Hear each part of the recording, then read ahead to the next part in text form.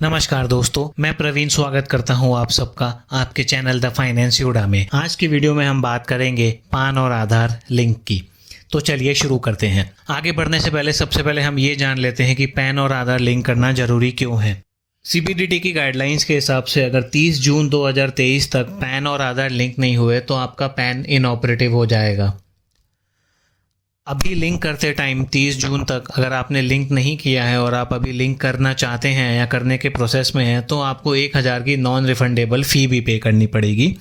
फ़ी पे करते टाइम आपको मेजर हेड 0021 और माइनर हेड 500 में अदर रिसीट्स आपको सिलेक्ट करना है। ये 3-4 कैटेगरी हैं जो एग्जेम्पशंस जिनको दिया हुआ है पैन और आधार लिंक करने के लिए। नॉन रेसिडेंट इंडियंस, वह लोग जो इंडिया के सिटीजन नहीं हैं, वह लोग जिनकी उम्र 80 साल से ज़्यादा है एज ऑन डेट, और वो लोग जिनका रेसिडेंस स्टेट जो है वो असम, मेघालय या जम्मू एंड कश्मीर है। इसके अलावा बाकी सब लोगों के लिए पैन और आधार लिंक करना मैंडेटरी है।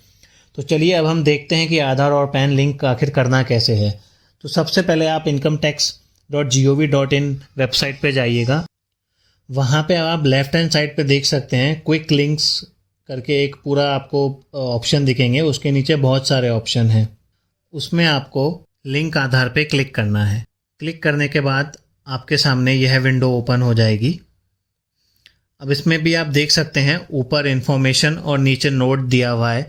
ये वही चीज़ है जो हमने वीडियो के स्टार्टिंग में डिस्कस की थी कि आखिर आधार और पैन लिंक करना मैंडेटरी क्यों है। अब पैन नंबर वाले कॉलम में अपना पैन नंबर डाल सकते हैं और नीचे जो आधार नंबर वाला कॉलम है उसमें आप अपना आधार डाल सकते हैं। डिटेल्स डालने के बाद आपको वैलिडेट पे क्लिक करना है।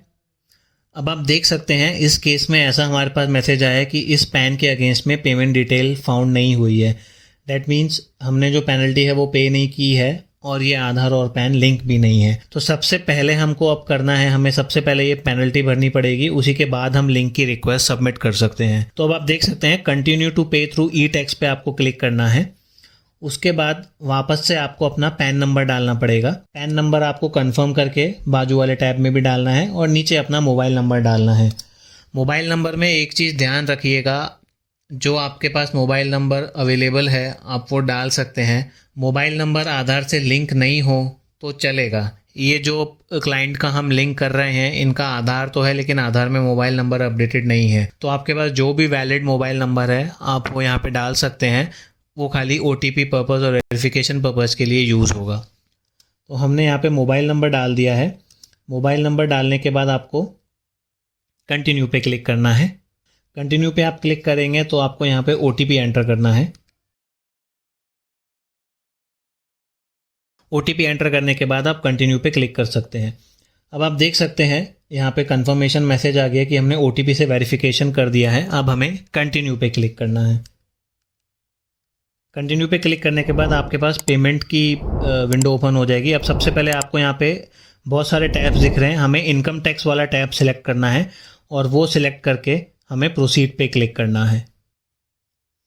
अब यहाँ पे हमें असेसमेंट ईयर सिलेक्ट करना है। असेसमेंट ईयर अभी करंटली अगर आप अभी कर रहे हैं तो 2024-25 ही लेना है, बिकॉज फाइनेंशियल ईयर 23-24 के लिए असेसमेंट ईयर 24-25 एप्लीकेबल होता है।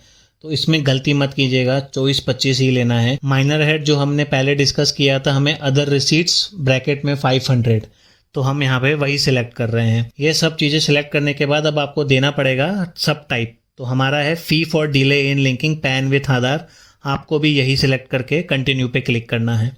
अब आप देख सकते हैं यहाँ पेमेंट का बाइफिकेशन ओपन हुआ है। 1000 रुपीज़ आ रहा है अदर्स में, ये एकदम करेक्ट है, हमें कंटिन्यू पे क्लिक करना है।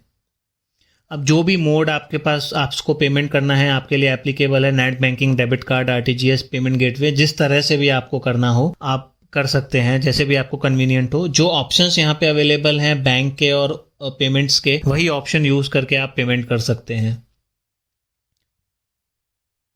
तो हम लोग नेट बैंकिंग के थ्रू पेमेंट करेंगे। हमने कंटिन्यू पे क्लिक किया। पेमेंट डिटेल्स वो आपको एक बार कंफर्म करने के लिए बोलेगा, आप यहाँ पे चेक कर सकते हैं। Assessment year, financial year, major head क्या है, माइनर हेड क्या है, ठीक है, और नीचे टैक्स का ब्रेकअप,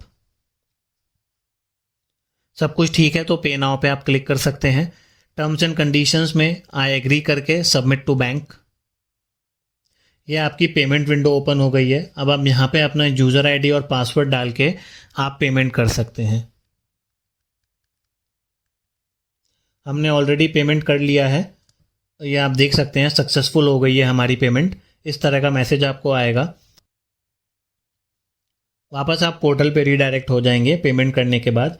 अब आप देख सकते हैं कि ये हमारा कंफर्मेशन आ गया है, इस एसएससी के अगेंस्ट हमारी पेमेंट हो गई है चालान पेमेंट की। डाउनलोड बटन पे क्लिक करके आप चालान डाउनलोड कर सकते हैं।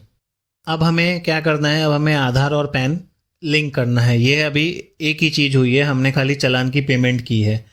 तो अब हमें वापस incometax.gov.in पे जाना है। क्विक लिंक में जाके हमें लिंक आधार पे क्लिक करना है। यहाँ पे फिर से आपको अपनी पैन और आधार नंबर डालना है और आपको कंटिन्यू पे क्लिक करना है। अब आप देख सकते हैं ये हमने अभी पेमेंट की है और ये ऐसा बोल रहा है कि पेमेंट डिटेल्स नहीं मिली है। इसमें घबराने की कोई बात नहीं है। पेमेंट करने के बाद आपको 1 से 2 घंटा थोड़ा वेट करना पड़ेगा ताकि पेमेंट यहाँ पे अपडेट हो जाए। तो आप 1-2 घंटे के बाद ट्राई करेंगे तो आपको वो दिखा देगा कि पेमेंट इस पैन के अगेंस्ट में मिल गई है। मैं आपको दिखा देता हूँ, हमने ये ऑलरेडी किया हुआ है।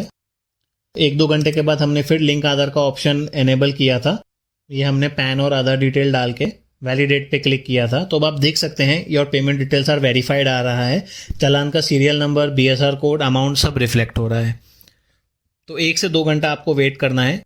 2 घंटे के बाद वेट करने के बाद आप ये विंडो पे आते हैं तो आपको कंटिन्यू पे क्लिक करना है। पेमेंट डिटेल वेरीफाई हो गई है तो आप कंटिन्यू पे क्लिक करेंगे तो आपको वापस आपका पैन और आधार ऑटोमेटिकली आ जाएगा। आपको आपके आधार कार्ड के हिसाब से जो नाम है वो डालना है और यहाँ पे एक मोबाइल नंबर डालना है। ये मोबाइल नंबर जो आपने इनिशियली यूज़ किया था वही यूज़ करना है, चेंज नहीं करना है।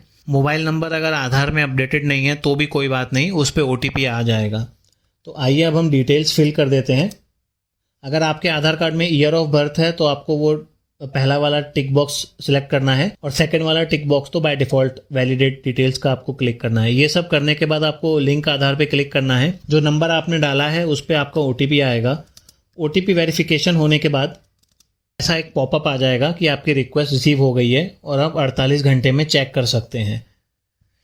दोस्तों ये स्टेप कंप्लीट होने के बाद आपको 48 से 72 आवर्स के बीच में चेक करते रहना है। कभी कभी ऐसा भी हो सकता है कि 72 आवर्स से ज़्यादा भी लग जाए, बट आपको 2-3 दिन के बाद चेक करते रहना है। जब आप चेक करेंगे अपना आधार स्टेटस, आपको ये वाली विंडो पे जाके आपका आधार स्टेटस चेक करना है।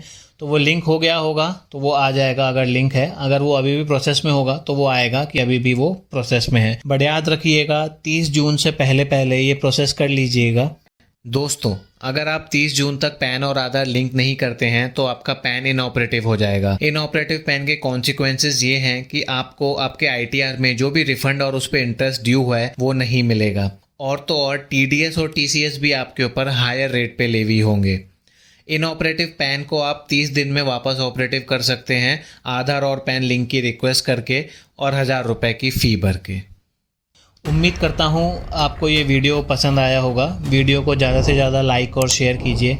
ऐसा ही कंटेंट देखने के लिए हमारे चैनल द फाइनेंस योड़ा को सब्सक्राइब कीजिए। धन्यवाद।